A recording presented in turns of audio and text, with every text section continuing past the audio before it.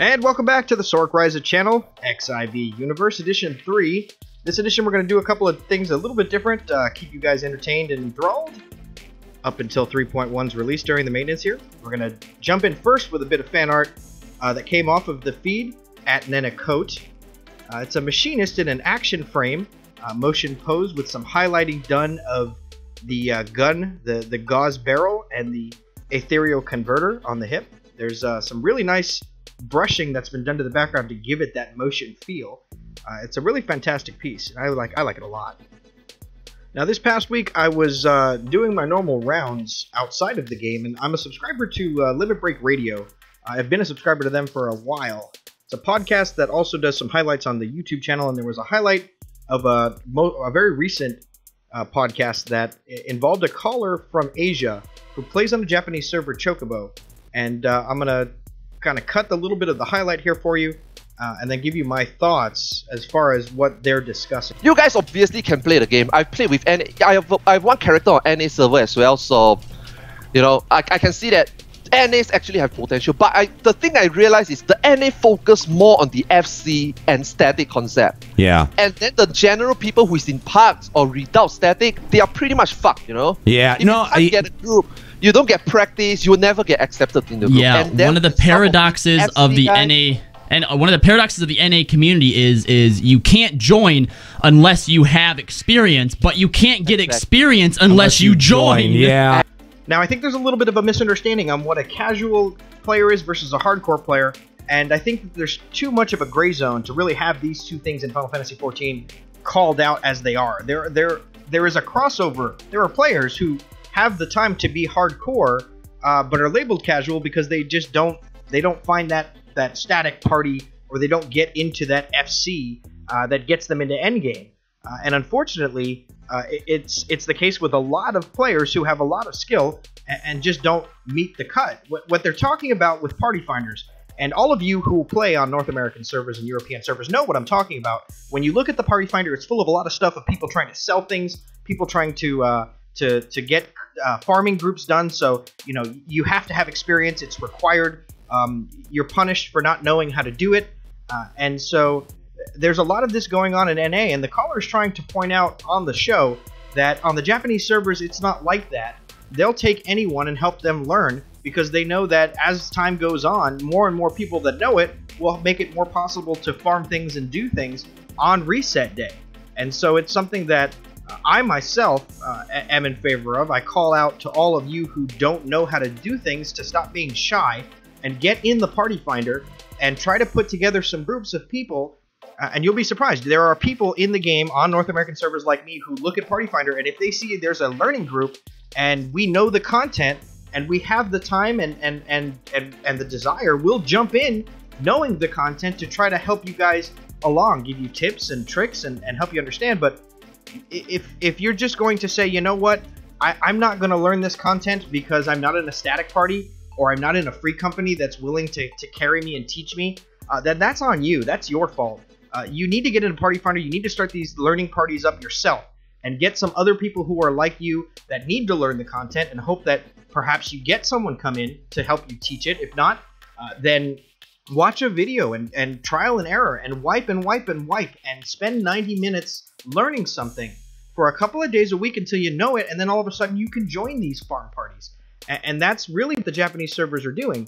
When you look at a party finder on an Asian server like this, and you see this type of activity of people just doing nonstop farming and teaching, versus an NA server's party finder, which is usually empty, 3 or 4 or 5, max 12 things going on in the party finder, and a lot of them are just advertising, willing to crafts and willing to sells, and you get goofy party finders like this.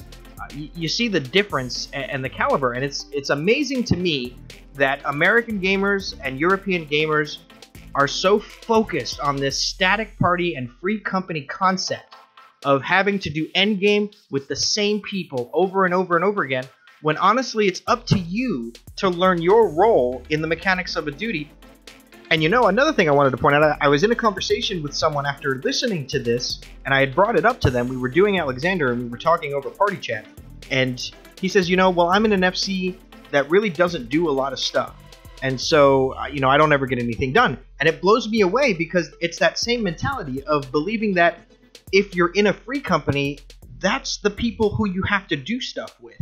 And it's amazing to me how proliferated this concept is across English-speaking and European servers. So shifting gears now, I wanted to highlight a website for Final Fantasy XIV that's been around for a while. And I've recently discovered, or rediscovered I should say, how wonderful this website is as a resource for players who are trying to do a lot of things in Final Fantasy. Now it's called Ariyalas Final Fantasy XIV Toolkit, and I'm going to link the address, the web address, in the description of this video below. This is a fantastic website for a couple of reasons. For one, you can link it directly to your character in the lodestone, and it'll use your achievements that you've unlocked to figure out what gear you have access to farm, and then help you build best-in-slot ideas for what you need for each job. And so you have some sort of a game plan of what you want to try to farm and spend your time learning. It also gives you a really neat way of tracking hunts, which a lot of people use. The hunt tracking is by server, and you can contribute a time of death for an A or an S so that everyone can keep track of when something is going to pop again. Has some other neat things for the Triple Triad game. It's a reference that I use to figure out, you know, what time an NPC is available to challenge to get a Triple Triad card that I don't have, or from what dungeon a card may drop from. So if you haven't discovered Ariyalas Final Fantasy XIV Toolkit, definitely give it a look. It's a great resource. Poke around in there. There's a lot of functionality. See if it's something that you can use. Wanted to highlight a piece of fan art done by Euphius. Got it off of the Twitter feed. A raw astrologian mid-cast, showing off some nice glamour. The photoshopping work done here is fantastic. There's the nice background that's been faded back into the backdrop. You can tell this shot was done somewhere in Foundation. It's a fantastic piece of art. Next, I wanted to show off a solo summoner run of Garuda Extreme, Shinryu Reshiki. It's a fantastic work done on YouTube that he posted, a video that he's done. He did a lot of soloing on Summoner. Really, the skill level involved in the coordination between the pet and the things that you're doing and having to deal with some of the mechanics in the Garuda Extreme fight really show off his skill and the ability of Summoner these days, especially with some of the new abilities coming up to level 60 that give them the freedom to be able to really operate like this.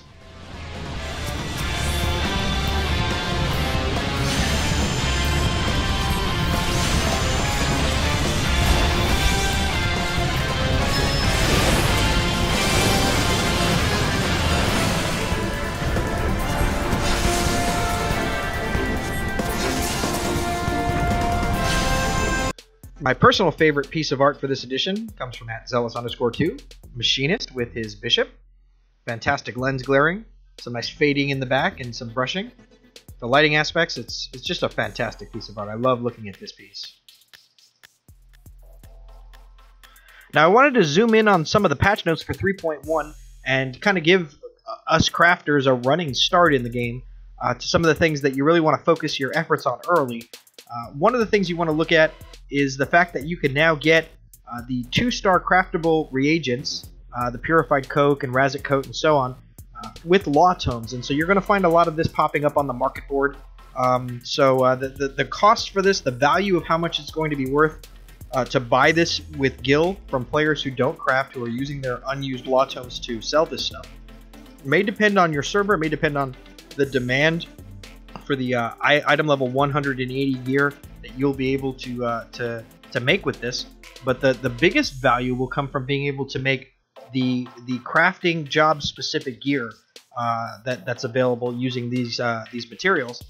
They've also increased the amount of these reagents that you get for doing trading with the Splendors vendor. You also require less of the high quality versions of the Red Gathering script items to get a high quality version of these reagents. So that's something that if you've been like me, saving up your Red Gathering scripts and your Red Crafting script tokens, you're going to be able to hit the ground running right away and take advantage of a lot of the changes coming out, and I should say welcome changes to endgame crafting. There's also a new materials that are going to be available through gathering up in the exploratory missions. These are materials that are going to be used to craft some of the newer gear that you're going to find down at the bottom of the release notes. These pieces of gear, the Sky Pirate gear, uses these, the Tektite and the Potterstone and the Spherolites, to make some of this gear. It's item level 185, and there may be some demand for this stuff to quickly get eye levels up for second jobs. People who don't want to go out and farm tome items and don't want to be waiting to get drops. They want to be able to get these jobs into stuff quickly.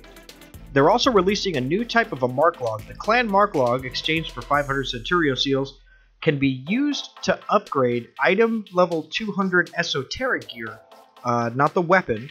And you can also get the new Wyvern mount. And so you're going to see hunts getting popular again. Hopefully you were saving up Centurio seals and got them capped before the patch. Now, as far as getting a running start for some of the available new gear with the new content coming out today, you definitely want to jump on Void Ark as soon as you can and try to get your weekly drop for that item level 200 piece that can substitute for anything that you've been working to get your item level on, as far as any one of the jobs that you have that you're working on to get eye level up. And don't be shy about checking your party finder or even starting one for yourself to try to get up into the exploratory missions. We're all assuming that the gear breakdown coming from the exploratory missions are going to break down based on easy, medium, and hard.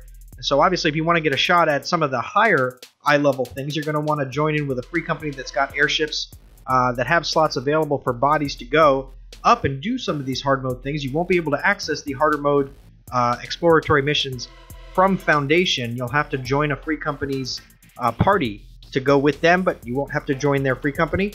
Again, like I said earlier, this isn't something that you need a static for. There isn't anything that you should need a static for. You just need to be willing to go out and find people who all want to do it and go together and learn it and get it done. So, happy hunting. Now, I'm sure you guys have noticed that the audio quality for this edition is a little lacking than it normally is. We have a new microphone coming in. The old one died.